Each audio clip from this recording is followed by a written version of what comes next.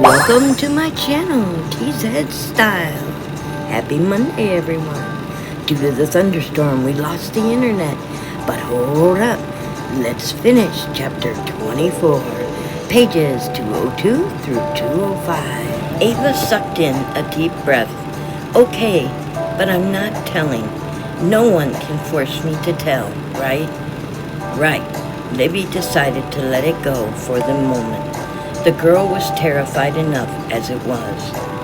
Why are you so afraid of letting anyone know the name of the father? She asked. Ava hung her head low because he might go to jail and I don't want that to happen. The sex was consensual?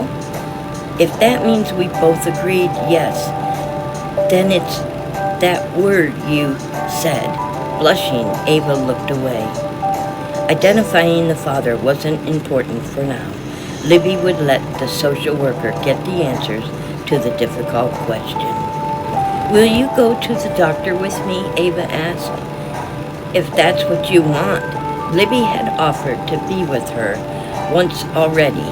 She assumed the caseworker would also be present, but Libby didn't know that for a fact. I don't know if I can do this if you aren't with me. Ava squeezed her hand. I don't like needles and I don't want anyone touching me. There. I feel. She paused and her lower lip trembled as she struggled not to cry. I'm afraid, Libby. I know, but I'll make sure you aren't alone. Libby wrapped her arms around the teen and hugged her tightly. Don't you worry. Everything will turn out all right. Do you know how far along you are? Ava sniffed and nodded. 8 months, maybe a week or 2 more.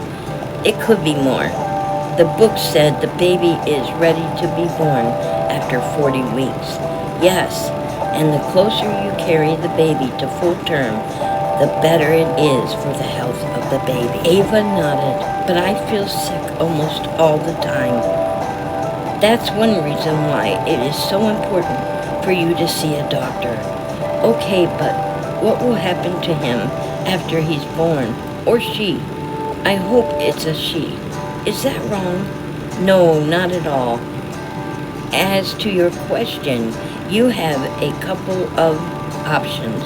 You could let a family adopt the baby. Adoption, Ava repeated. Would anyone want my baby?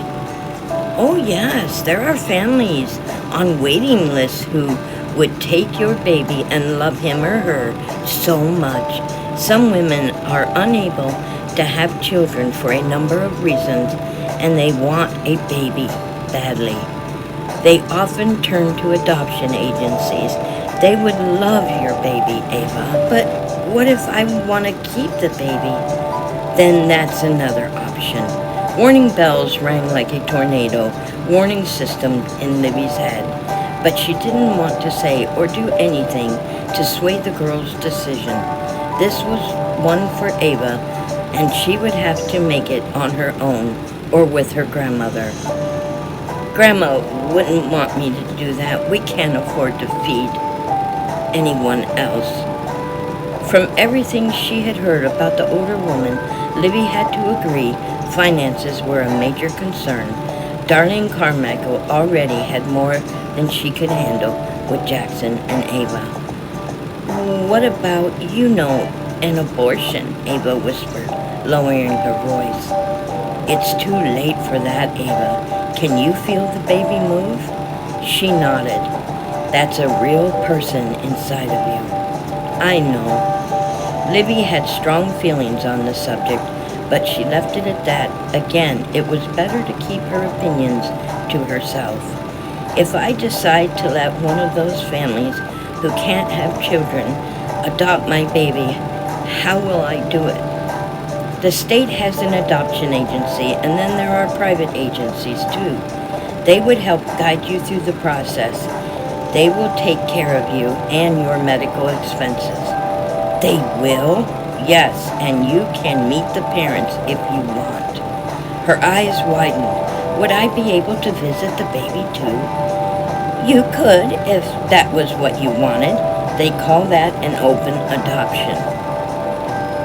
You could have contact with the parents, receive pictures and updates on the child, and the sound of the door closing came from the area of the kitchen. Jackson, Ava called, her voice trembling. No answer. If it's Grandma. Jackson walked into the living room holding a glass of water. Hi, he said, and looked at his sister. His eyes seemed to say Ava was in deep trouble if their grandmother ever found out about Libby stopping by. I brought you something, Libby said. Oh? She pulled out a package of protein bars. She had seen them advertised at the gym by a pro basketball player. She couldn't remember his name, and now she wouldn't have recognized it even if she had. Basketball wasn't a game that interested her. Jackson, however, seemed to love the sport. The bars weren't something his grandmother could afford. Max William Power Bars? Jackson repeated as if she presented him with a 10-pound box of solid gold. Wow, thanks. Libby's my friend, Ava whispered. I know, and you don't need to worry. I won't say anything to Grandma about her coming to see you. Jackson took the box into his room and then went back outside with 2 of the bars clenched in his hand. Ava lowered her head. He doesn't know about the baby. Libby had suspected as much. He wants me to come outside, but I don't anymore. I don't know what I'm going to do when school starts. Classes were scheduled to resume right after Labor Day. Libby had already thought of a solution. Once your grandmother finds out that you're pregnant, I can help homeschool you until after the baby is born. That way you'll be able to stay here until you're ready to return to your regular classes. Ava nodded. I think I might want to keep the baby. You don't need to make that decision now. Think about it, Ava. Think very hard, because there is a lot at stake here. It is more than your future. It's the future of your child, too.